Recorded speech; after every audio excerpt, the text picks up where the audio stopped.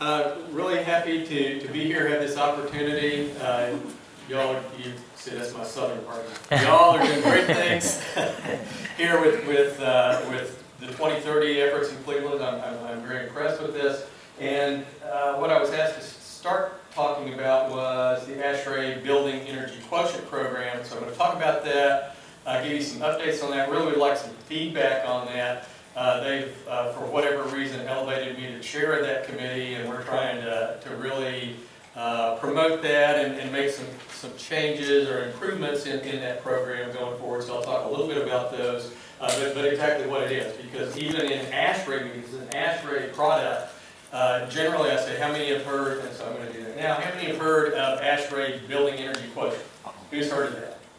This is better than an ASHRAE chapter, because usually you heard about it because you read I was going to talk about it, but that's okay. That works.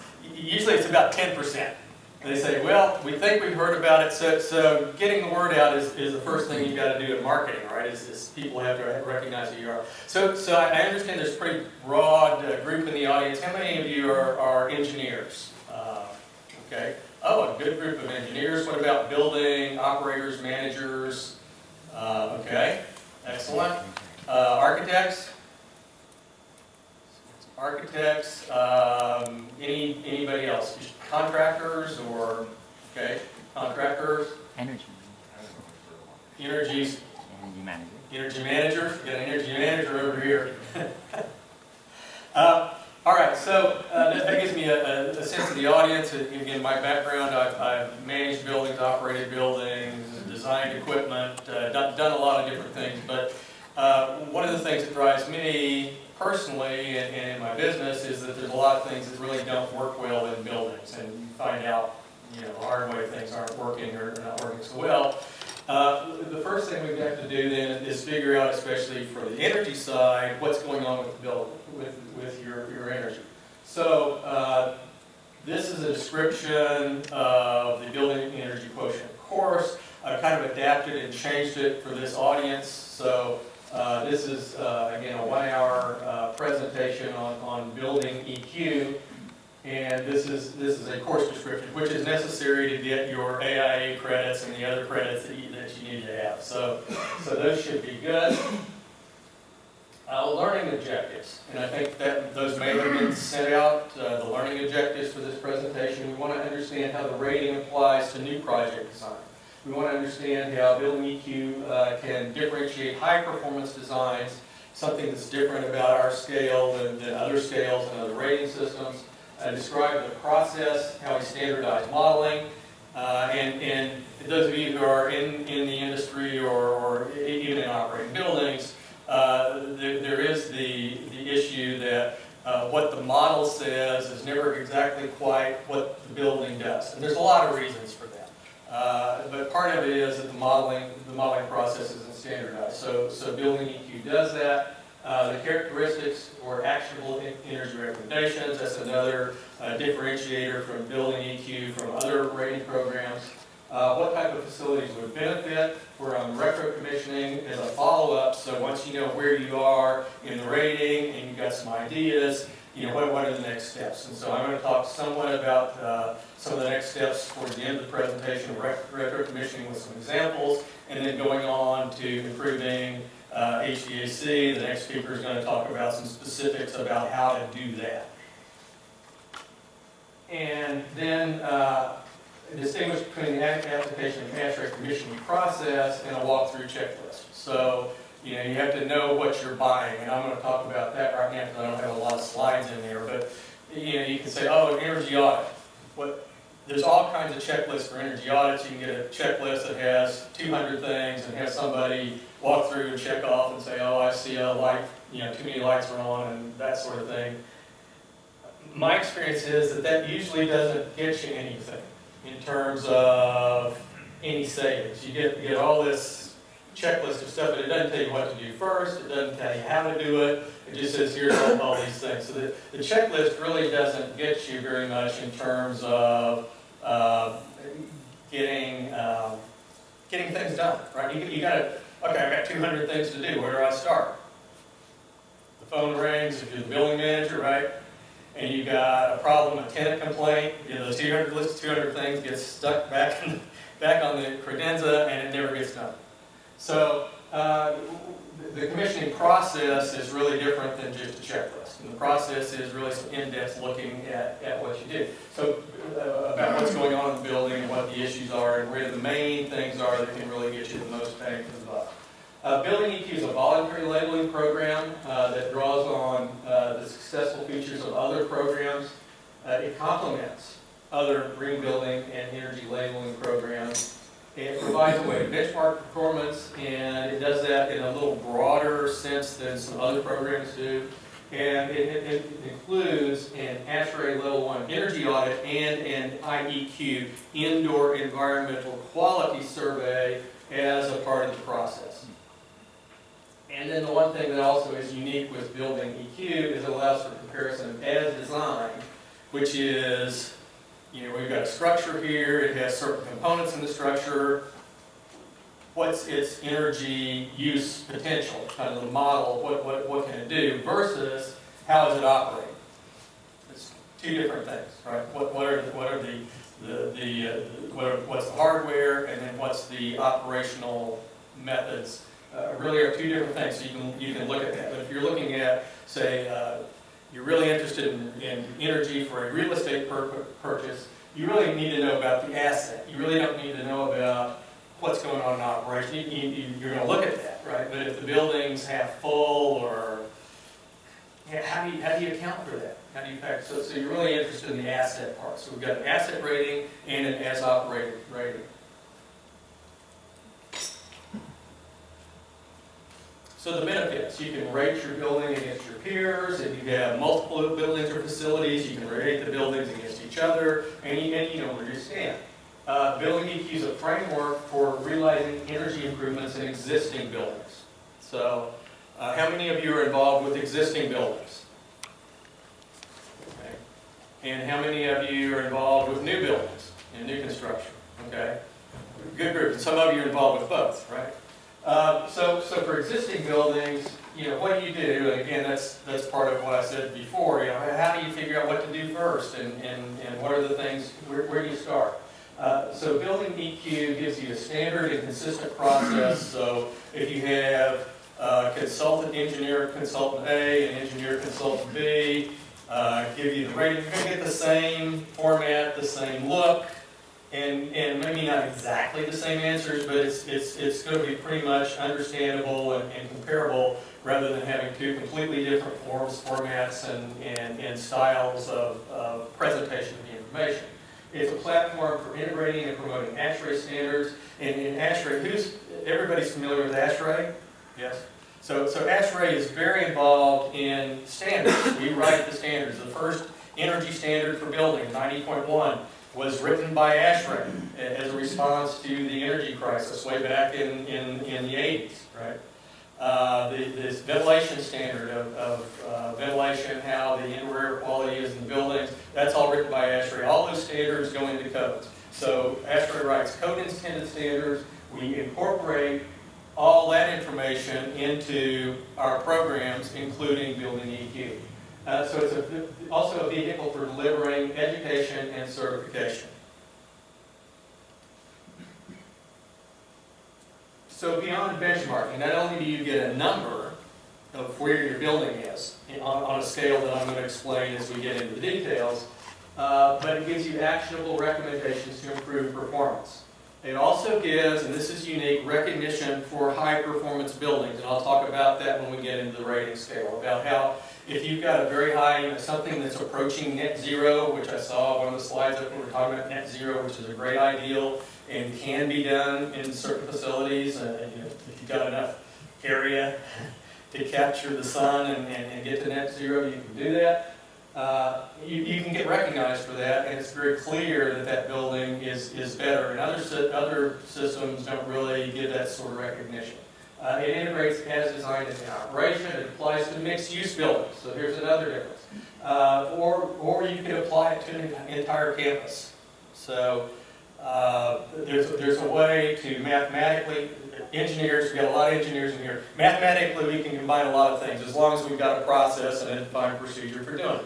we can do that. Other programs really can't do that. So there are certain programs where you can't get a rating, you can't get a certification if you have too much mix in the building. So if there's a mix of retail, residential, office,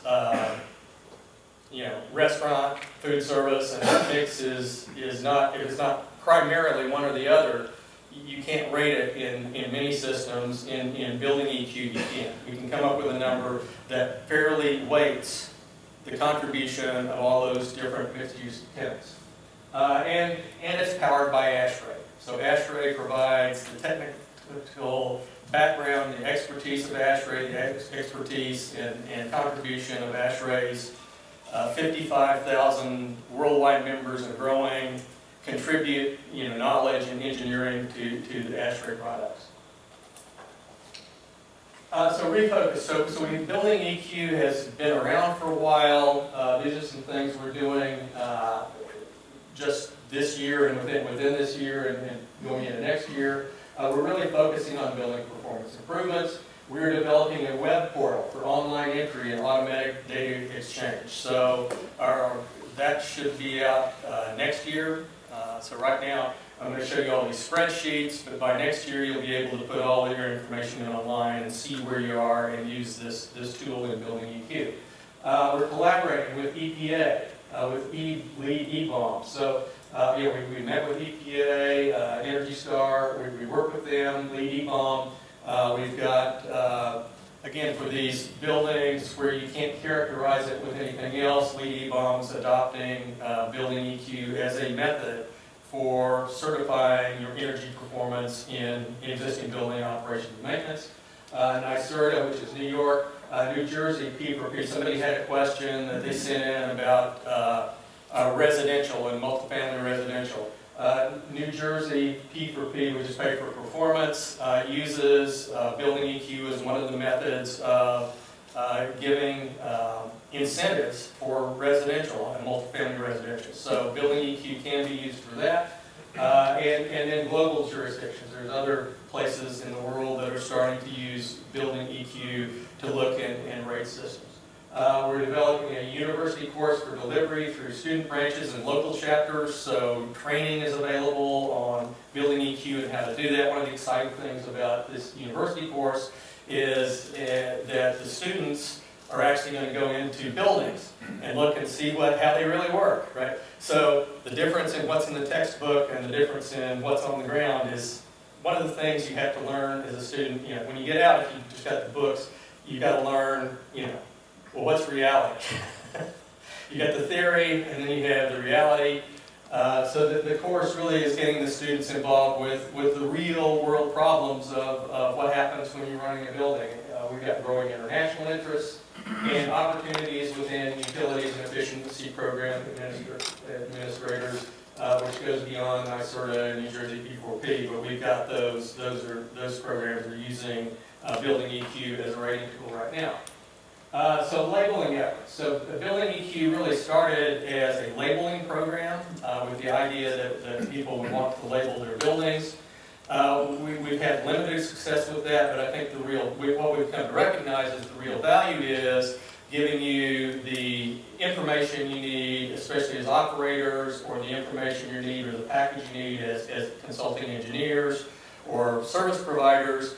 The framework to talk about saving energy in your building, or the framework to compare different buildings in a consistent manner, where you're not going to get,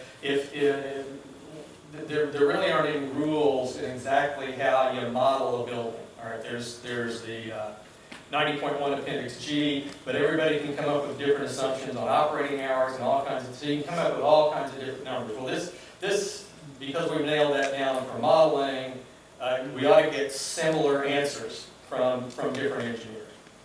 They're never going to be exactly the same, but similar, right? Right now, because there's no rules on how some of those variables are set, you're going to get widely different answers in what the model says your energy would be. So in terms of labeling, what we have here in the United States, for the most part, is voluntary labeling. Right? There might be mandatory reporting, but mandatory labeling doesn't really exist in a lot of venues in the U.S. In other countries, other countries it does. So if the building's above a certain size, it's mandatory that you put a label on the building. And most of those are EU, other countries. But again, labeling, we've got Energy Star, benchmarking. There's a thing called DOE, Commercial Building Energy Asset Score. We've got USGBC rating, which is really a sustainability rating. Energy is a component of it, but it's not the whole part. Green Globes is also a sustainability. BOMA 360 has 6 criteria, and energy is one of those. State municipal energy reporting and disclosure called BERDOs. Some of those, but again, those are just reporting. They're not really, what do you do to make things improve, or that you have to put a label on your building. So labeling efforts, here's where we are with labeling. Some of them have requirements, but it's not nationwide. Again, the Ohio shows up here is green, and it says public buildings are benchmarked, okay, but not labeled. That's different. So, building EQ is different from the green building programs in that it's going to be simpler than getting a LEED rating for the building, where you have to look at everything in the building, all the components, all the things that are sustainable, including how you dispose of your waste and all those other sorts of things. We're really just looking at the energy.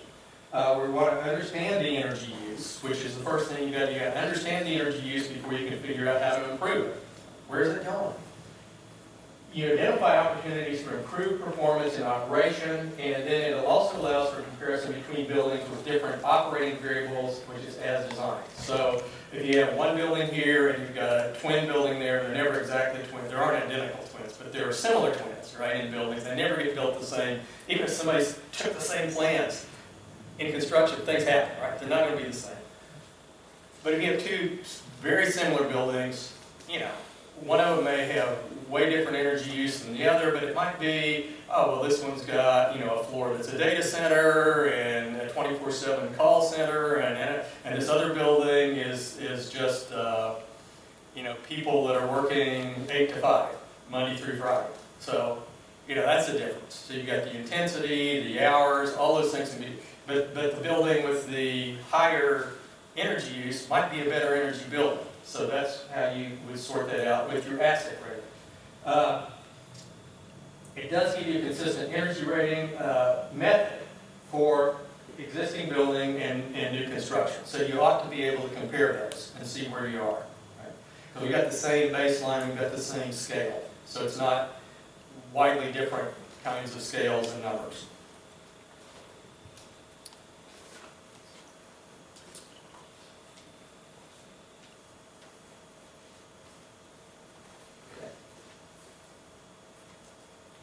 So, how's it different? Greater differentiation for high-performance buildings, and emphasis on net zero energy. So, if we look at specifically something like Energy Star, Energy Star is set up on percentiles. So, it's not a linear scale; it's a percentile. So, if you look at buildings, if you look at lots of things, you end up with a normal curve, a normal distribution, right? You get this hump with tails on it in the distribution of where things are. Energy Star says, well, if you're at the 75th percentile or above, you get a star. and if you're below that, you don't. And that's the recognition. Well, Building EQ really looks at where you are in the total energy, and so the closer you get to net zero, the higher your rating is. So, you can have a zero building, or you can have the 75th percentile, which is hard to figure out what that is because it's a normal curve. It doesn't tell you exactly what the numbers are in terms of your energy use performance. It identifies actionable recommendations for improving performance, consistent process to assess energy performance, a unified system, and then also builds a relationship between the building owners and operators and an ASHRAE certified professional or a licensed professional engineer. As you go forward, you need some of that judgment and experience to help you sort out what's going on with the energy in your building. So the as designed rating, Again, it's independent of occupancy and operating conditions. It's based on standardized models compared to baseline. It's also applicable to both new and existing buildings. Operational ratings are based on the energy performance and how it's operated, its actual meter energy use in the building, and an on-site audit. Confirmation that the indoor air quality or the indoor environmental quality is not compromised for energy savings. So we do look at lighting, ventilation, or some components of indoor air quality, and also thermal comfort. Actionable recommendations for improving performance and applicable for buildings after at least 12 months of operation. You can't get a year worth of bills unless you've been open for a year. You know where you are. So, as designed is standardized, and this is actual. So it's theoretical versus actual. This is independent of operational occupancy, improved only by upgrading the building fabric or systems. Operation is influenced by operational occupancy variables, improved by upgrading fabric systems or operational procedures. And they're designed to work together. So that's one of the differences, what's unique about building EQ. The rating scale is a score, it's a dimensional scale. 0 is net zero energy. Okay? So it's not the same as, the higher numbers better. Right? It's not yards per carry or anything like that. It's like, well, what do you want your building to be? 0? That'd be great. Okay? 0. 0 is good. The higher the number, the higher the bill. Okay? So the median is set to the median energy intensity. So for large office building in Cleveland, if this building is right at the median, which generally is the same as the average, the median and the average are pretty similar when you get lots of numbers. This building could be 100. Okay, it's right there. Can you make it better? Yeah. How do you make it better? What do you do? And if you got it, because this is a linear scale, if you want to get 10% better and you're at 100, you go to 90. It's 10%. Right? On the other rating systems, because they're on this normalized curve, you don't know. Where you got to go through some transformations to figure that out. So if it's 100, if your building is 200, that's twice as much as the median. Well, there might be some reasons that it's that way. It might be very old. It might have long operating hours. It might have other things that cause it to do that. But that tells you, oh well, there's some opportunity here, right? Because if it's a 200, it's going to cost twice as much as a similar building. So there's an opportunity there because there's more money being spent. So here's the scale. Again, the scores are going to be less than 0 is net 0, and it is theoretically possible. What if you produce energy and then you get a negative score? You're actually sending more energy out than you're taking in. That's theoretically possible. High performance buildings, if you're only using 25% of the energy of a typical building, you get a heck of a good rating. You get a 25. That's really good. If you get 25% in the other systems, you really get no recognition. It's the same as anything in the top quartile.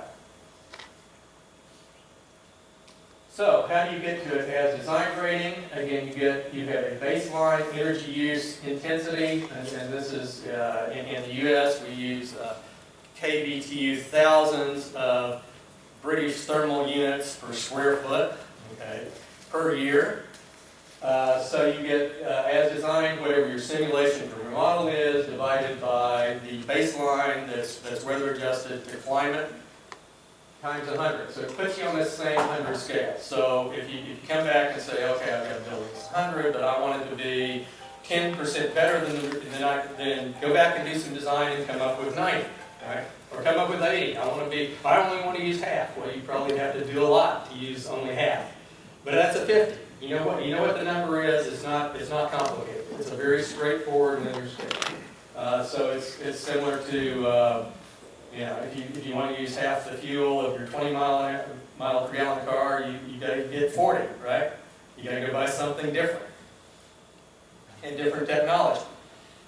20-mile-a-gallon car is a different technology than the 40-mile. You're gonna have to pay for some technology to get you to 40. Same thing with energy in your buildings. Standardized inputs based on ComNet, EUIs calculated for source using site source statute. Okay, here's workbooks. All right, workbooks. Spreadsheets, engineers, we use spreadsheets, we're going to get this online. The standardized, lots of buildings are modeled to operate as envisioned by the modelers. So you get, any of you do modeling? Anybody? Okay. Yeah. Sometimes you don't get a lot of information about what are they going to do, and you got to come up with it. And then built into the models, there are assumptions about how things work in the models, right? Generally, the models assume the guy who wrote the model, all this program code, which is very complicated, they assume everything works. How many of you are involved in operating buildings? Does everything work? No. So that's the first disconnect between the model and the real world. But it's okay.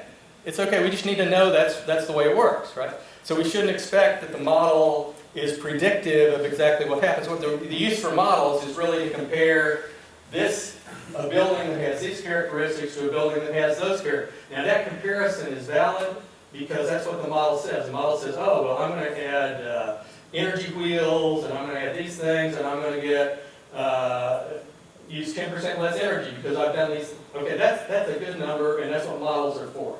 They're not intended to predict, what's going to happen next year, right? Because there are all these other variables, all these other operational things come into it. But if we get the same building model by different modelers, we're going to have different outcomes because of different assumptions. How many hours, how many people are going to be in there, what are they doing, how many heaters are people putting under the desk? Well, that never shows up in the model, right? Does it show up in your buildings? Yeah, it's there. It's real. So standardization of a lot of these assumptions is what's becomes uniform, and so we can have models that two different modelers can come up with, and you should have comparable results. So the standards include things like automated lighting controls, plug loads, big variable. Okay, plug load is anything that gets plugged in, right? So those computers, those heaters, those are any tasks, lights, all that sort of thing. All those things are plug loads. Well, those vary all over the place, and they're getting less. So, what's your assumption on plug load? And whatever heat you put in the building, most of what goes on the plug load turns into heat. Whatever heat you put in the building, you got to take out with your air conditioning system. So plug loads are a big variable in what your building does. And do things get turned off at night? That's another assumption that goes in there. Occupancy, how many people are there? What are the ventilation rates? There are ways that the modeler can assume different things as far as ventilation. Processes, what are the processes in the building, and schedules for the lights, receptacles, operating hours, set points, right? Are you operating the building at 70 degrees in the summer or 78 degrees in the summer? Well, you walk in the building, it's going to be different, yeah? And your model is going to give you different answers. So, we're going to standardize those sorts of things. So here's the building-specific inputs into the model, including fuel types and measures modeled. So if you add things, you're going to get, add energy efficiency measures beyond the typical minimum requirements. If you add, additional energy recovery, if you add solar panels, if you add, any other sorts of collectors, energy transmission efficiency measures, those get modeled, and you get ready for the building. So you can compare buildings in terms of characteristics. And the thing is that with building EQ, you've got this linear scale. So it's a normalized scale, and you can tell where it is versus the typical building. So you don't have to figure out, oh, the EUI for a fast food restaurant is about 6 times that as an office building, and we're just going to have the scale, right? It's basically 0 to 100. More than 100, you're using more than the median. Less than 100, you're using less than the median. And it's linear. 10% more is 10% more of the number, or 10% less of the number. It's a linear scale. It's simple to use, and that's an advantage of building EQ. in operation, same equation. It's just a 1 to 100 or a 0 to 100 or 200 depending on where you're operating kind of number. Actually, meter use to a baseline. The baseline is based on the median. And the UIs are calculated for source energy using site source. I'm not going to talk about site source. That's a whole other hour. We don't need to talk about it. What's important is, in terms of the environment, is where's the energy come from, but what's important to you is how much is the bill. If you're running the building, how much is the bill? So there's a difference there that's argued about for decades and still will be. Okay, workbooks, pictures of spreadsheets. So we need to know where you are, because climate makes a difference. In some buildings it doesn't make a lot, but it depends on the kind of building. The building gross area. Because again, any of you involved with real estate know there's all kinds of areas, right? You got the gross area, you got the rentable area, you've got usable area, you've got area that's not really area, you've got some definitions that, you know, that this theoretical plane that goes out over the lobby counts as area. I don't know.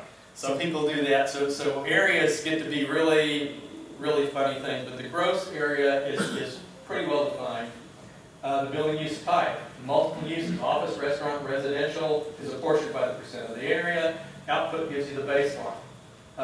In terms of screening, we look at thermal comfort, lighting quality, review of IAQ, indoor air quality, and a review of an occupant survey if it's available, and the issues logs. So the engineer has to look at those things, because if there are big, we haven't had this come up yet, but if you got a building that has, you know, if all the ventilation air is shut off on the building to try and save energy, you are not going to get a rating from ASHRAE.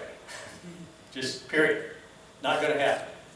You've got to have some ventilation, because the building isn't all about energy and build. The building is for people, right? It's for us. This building, this room is for us to have good conversation, learning, and that's the purpose. The purpose is for the people, for us to be alert and attentive and communicate.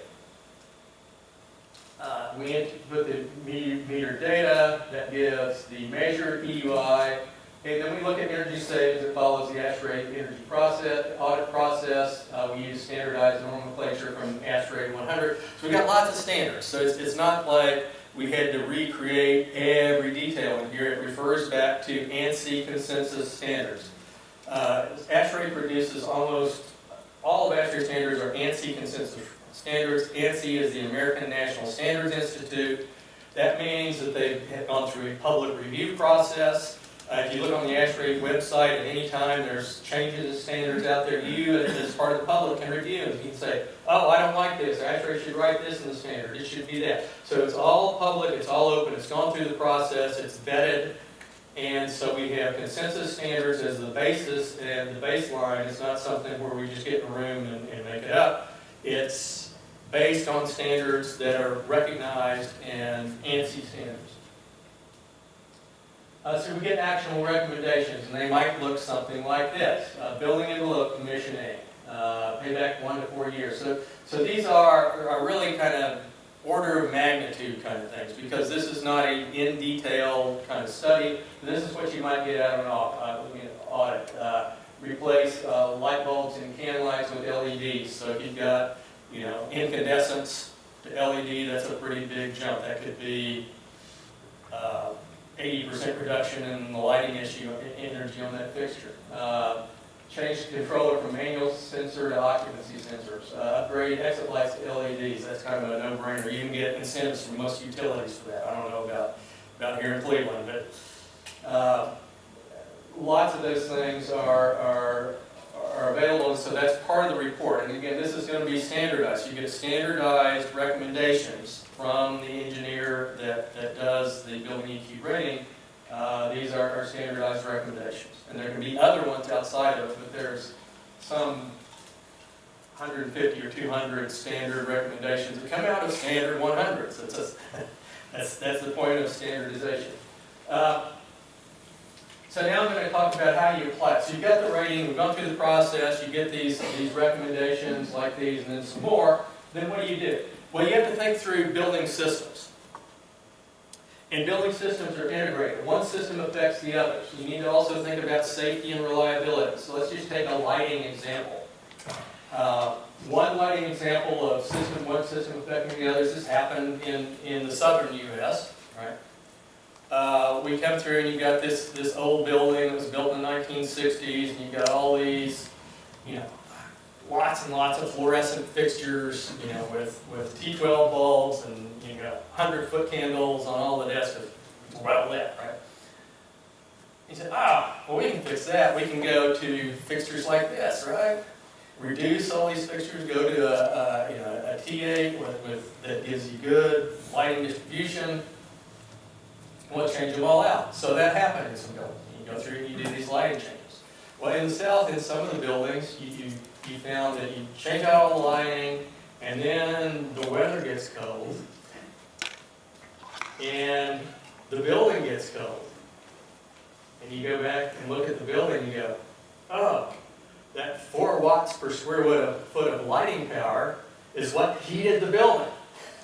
How about that? Now we've got to go back and put some heat in to make up for this heat. That was what was calculated in. I mean, back when you did it on pencils and paper and slide rules, yeah, that counted to 4 watts a square foot. Hey, we got all this heat load in the building. When people are in here, you got lots of heat from the lights. We don't have to have a lot of heat.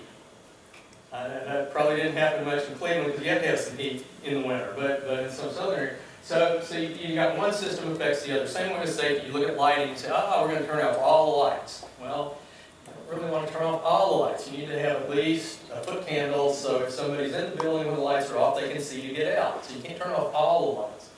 Reliability. I was involved with some of the first building automation systems in a building that I was the facility engineer for.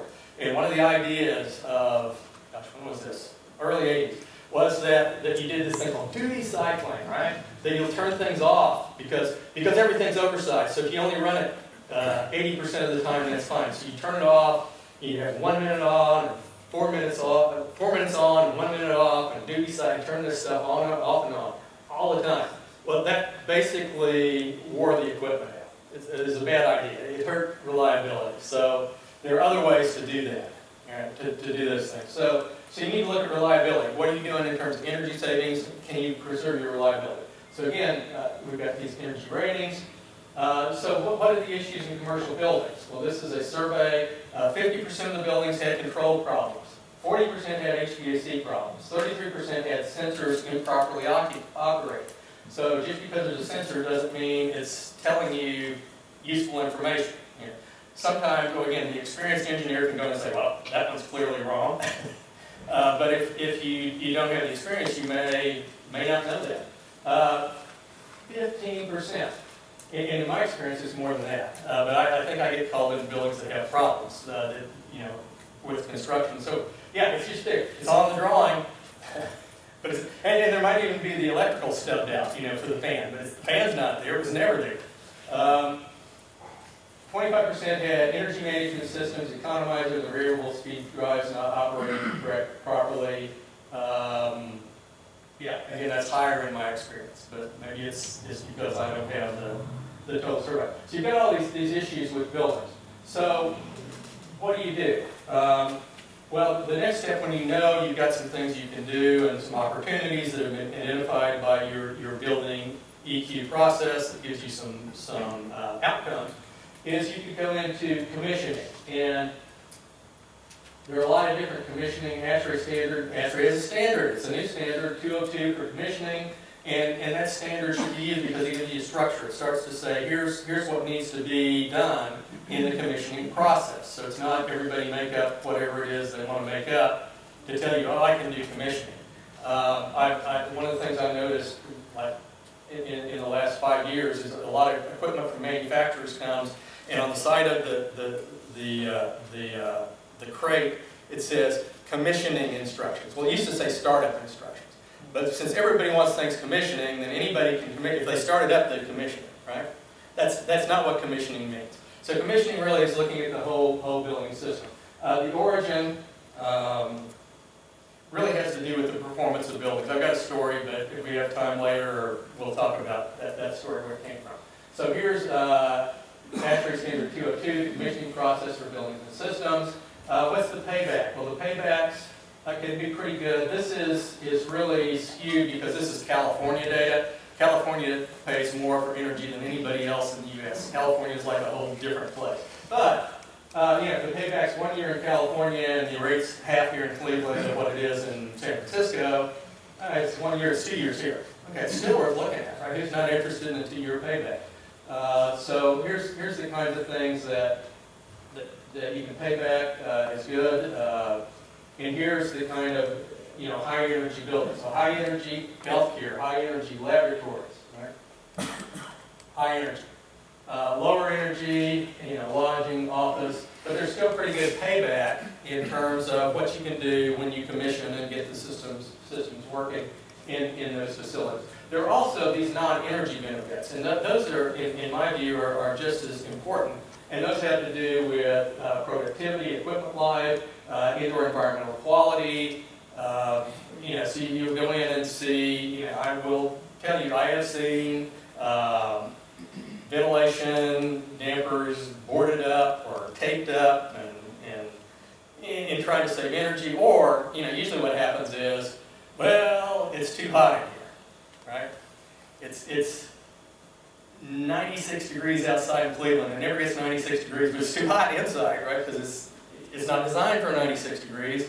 And then somebody says, well, we got this hot air coming in, we'll just shut that off, right? So sometimes they didn't board it up, sometimes they just disconnected the damper so it never opens. Those things are just not good in terms of productivity and the health of the people in the building. So we've got to get that right first and then come back to energy.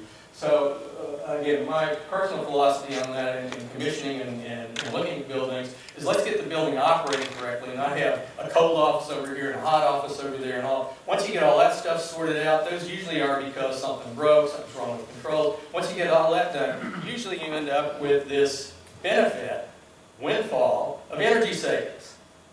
Because all the problems really were caused by something else, and they snowball, right? And it's not the fault of anybody, it's just the way things happen. They just continue as you go through with operating buildings, things get changed and adjusted, and that's the way it works. And speaking from about a decade of experience, that's the way it works. You just don't ever get everything fixed. So having a whole process to come through and look at things in detail in a third person view, and I'll give you an example of that here. That's good. So here's a couple of examples. So here's an example of lighting. There were two buildings, actually in the border state to Ohio. So one of the buildings at 11:30 at night, we get out and come out and bring the camera and look at the building, and here it is. Well, there's nobody in that building. There's nobody in there working. It's got all these lights on.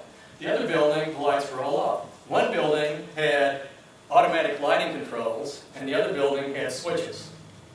Which building do you think this is? How many? This is a 50-50. My questions are all 50-50. It's easy. How many think this is the building with switches? Okay. How many think this is the building with automatic lighting controls? Second answer is correct. This is the building with automatic lighting controls. So we go in the next morning and say, the building engineer, Don, hey Don, here's this picture, we took this picture last night, what's going on? Oh, that. Well, I said, but you told me you had automatic lighting controls. Well, we do, but whenever somebody comes in here and does this upfit, and office upfit, and they move the lights around, they bring in whatever electrician they want to, and so somewhere up there in the ceiling, there's a relay going click, click, click, but it's not connected to anything, all right? So your system tells you, yeah, the lights are going off, but your eyes tell you, no, the lights aren't going off. The building with the switches, now the other thing, when you have automatic controls like this, you don't have switches, right? So no, even if you said, well, somebody needs to go turn those off, you have to go into the electrical closet. You don't want the cleaning crew or somebody in the electrical closet. That's not going to happen either. The one with switches, it was somebody's job to turn the lights off every night. They did their job, right? So the guy that did the security round at 10 o'clock, all the lights are off. Go by and that worked, right? And you know, so what's the benefit of having automatic controls on the lighting? Probably not any if you've got a system that already works. So automation is not always the answer. Okay, this is one where I think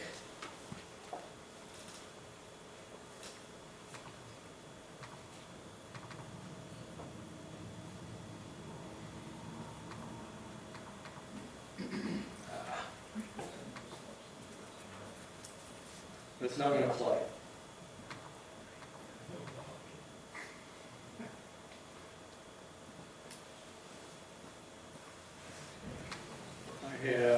I have assistants here.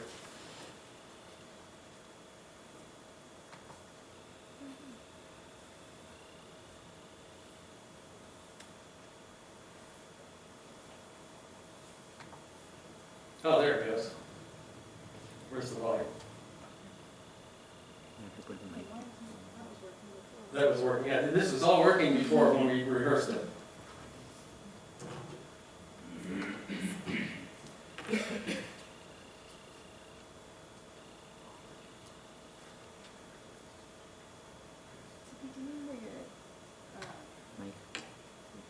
Well, can we just get the speaker there?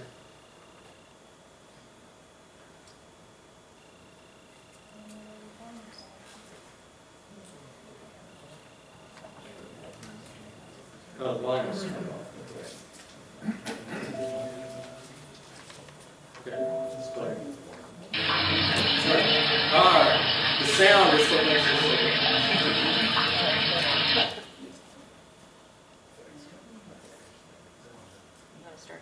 So let's go ahead and see this.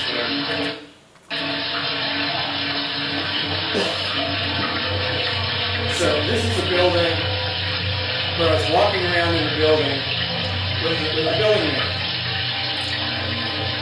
Oh, it's actually coming through the speakers. So I was walking around with the building manager and I hear this noise. I said, "What's that?" And she says, "Well, that's normal. It's always been that way." Okay.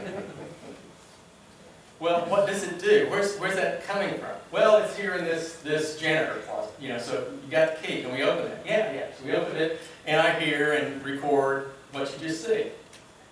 So from a building operations perspective, what is that sound?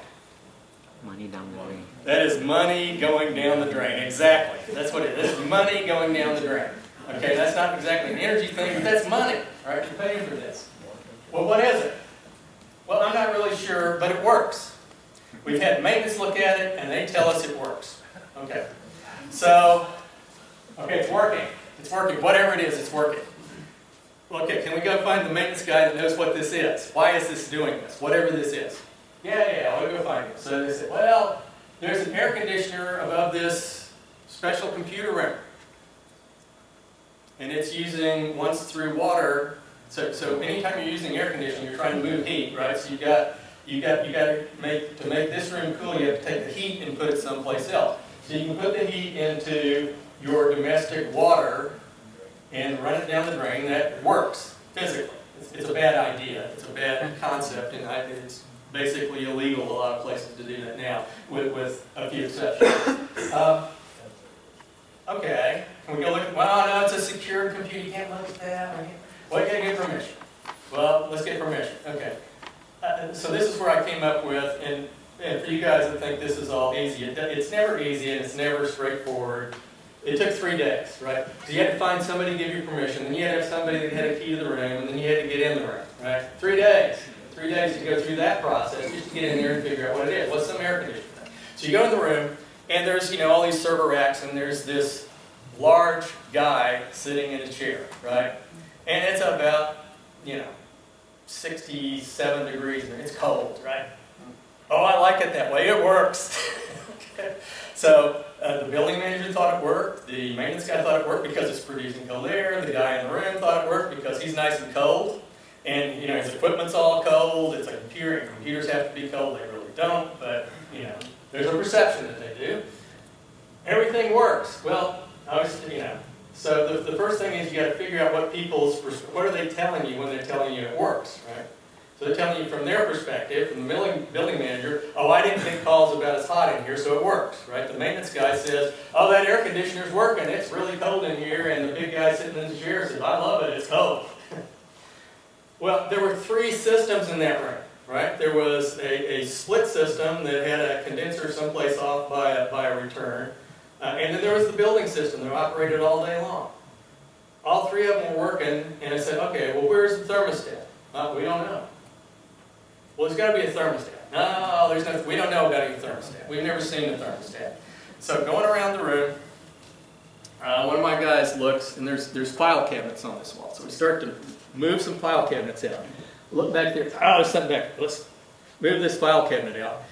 Back in there, hey, behind the file cabinet, behind this lateral file cabinet, there's a thermostat.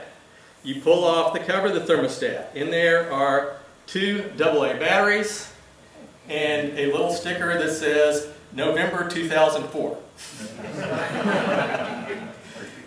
So for the memory of the people in the building, that's the way it works, because it's always been that way, and it's working.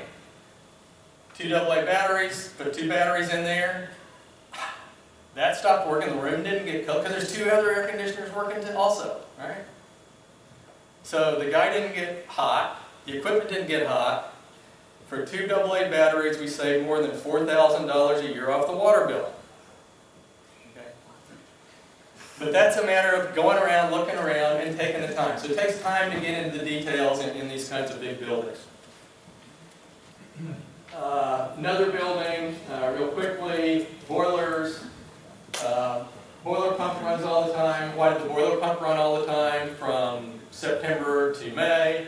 It's because there's this much conduit from the boiler control to the pump control that was left out in the job. So that boiler, those pumps ran for 10 years. And guys, the boiler will turn the pump off. It knows. Just connect it.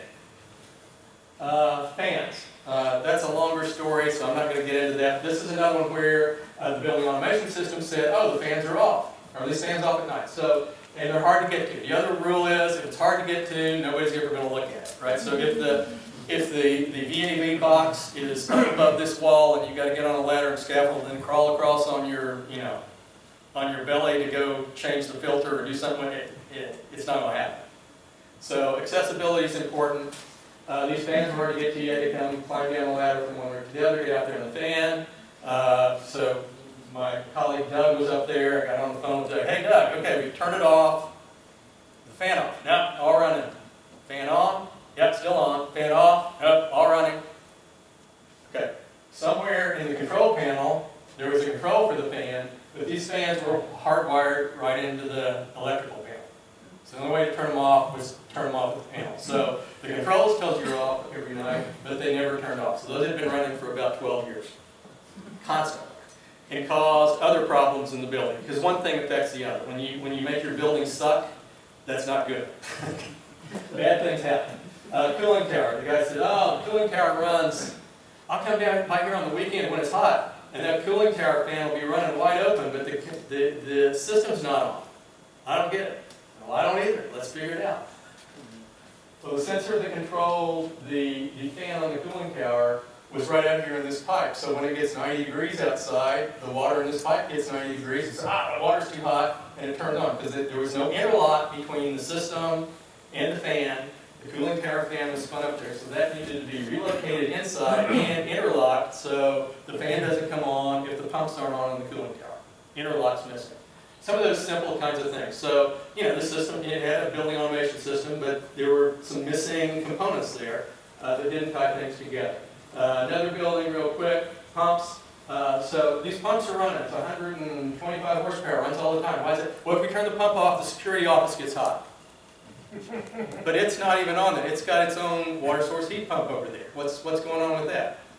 Well, all we know is when these pumps go off, the heat pumps trip out, and then they get hot, and the security guys call us in the middle of the night and say, we're hot, we're hot. Well, first rule of building operation, nobody wants to be called in the middle of the night. Nobody. Right? And when I was running the building, I didn't want my guys called in the middle of the night to come in. So, okay, I understand why you do this. because otherwise you get phone calls in the middle of the night. So you run the pump, right? But it's a bad energy thing. So bottom line, we found this thing in there was supposed to be some thermostatic control from the heat pump to keep the water from being too cold to the heat pump, which didn't make any sense to me. But the engineer that drew it up thought, yeah, the water's got to be hot to the heat pump or it's not going to work. Took those things out, threw them away, replaced, changed the plumbing, very simple. You can turn off 100 with our pump. So those sorts of diagnostics. This is another one, cold room. This room was cold, and we thought, well, the first thing is, oh, well, the heat's coming in up there. So what they've done, they cranked the heat way up, and there's a mezzanine. So it's about 100 degrees up here on the mezzanine, and about 55 down here with all the air rushing in the door. It's cold. It's cold. Again, borders Ohio State. Well, we just got to figure out how to make the air come down. That wasn't the problem. The problem was the sequences were wrong on the fans in the control system, and once we unraveled what the control was doing, the fans weren't tracking right, and it was depressurizing that lobby and sucking the cold air in through the door. So really two things wrong. But the fundamental root cause was the sequences were wrong. Sequences are built into your computers and controls. Another building real quickly. This building, it's an envelope, right? So the architecture got an envelope. This was a day when it was like 20 degrees outside, 10 degrees. We were walking up to look at what's there. And all this air, this feels great. It's like 85-degree air coming out through these louvers. So the guy that was the manager there was Otis. Otis, what is this? He says, I'm not really sure. Well, what's it for? I don't know. So we looked in, and somebody had disconnected a damper, right? Motor. Well, why was that disconnected? I don't know. It happened when I wasn't here, because Otis was there when the building was built. He came back and worked a couple of years before he was going to retire. He said, somebody did that while I wasn't here, so I don't know what that is. Went back and looked through the drawings, old building, pneumatic controls, lots of stuff. And it said, well, it's supposed to be some pressure relief or something, but you really don't want it at the top of the building. Why don't we just close that? And working with the guys in facilities, it's great, because the next day I came back and he somehow figured out how to get that thing closed. Right? It was closed. So there wasn't all this hot air leaking out of the top of the building, out of the envelope. So this is really quick. So when you go through the building EQ process, you have qualified people who help you out in terms, or qualified, some of you are going to help and some of you are going to need some help, depending on whether you're a provider or a building operator. You get either a professional engineer licensed in the jurisdiction, or a building energy assessment professional for in-op operation, or a building energy modeling professional. Here's why those of you who might want to get certified through ASHRAE. It allows you to use the certified provider logo. That certifies your ability to audit and analyze buildings. Certifies that you can model. With that, I'm right at my hour. So any questions or any feedback or anything that I haven't made clear about what's different from ASHRAE building EQ, because I need to understand how to communicate that better if I've left it out. So any questions real quick before we get on to the next? What do you do after you figure out what needs to be done beyond the things that can be done easily? How do you do things that are harder but also more efficient? Yes, question? Is everything with the building EQ, is that similar to like Energy Star where you're doing everything online, or is it when you get those reports, or is it something that you're getting the program in? Yeah, at this point it's spreadsheets. Okay, but we intend, we've got proposals from providers, software people coming in that we're going to meet next week as our full committee and look at. But the intent is to automate that process, so it's online. But there's also the exchange, so if you've got the data in Portfolio Manager, you're supposed to be able to bring it over, and vice versa. So you don't have to re-enter the same data if you already have it. Well, when you said that you use, when you're doing energy simulation or building simulation, using standards from ComNet? Yes. But then if you're doing an ASHRAE 90.1 energy model, they have standards in ASHRAE 90.1. So is there a conflict there that says one way you're using the ASHRAE 90.1 baseline standards, but if you're doing this, you're using these ComNet baseline standards? Yeah, it's probably two models. It's probably the same model with different inputs. Once you've done all the modeling of what the building looks like, which is a lot of work, you probably have to adjust the inputs. And ASHRAE 90.1 is changing. ASHRAE 90.1 2016 is changing what the baseline is, because you're going back to this 2004 baseline. So everything changes. I think that should be reconciled, but if ASHRAE's saying do this for that, it's safe for both. Well, I don't know. The person that's in charge of this, you took, okay, good. The guy I rely on is a guy named Charles Ely, who's on ASHRAE 90.1. He's the chair of the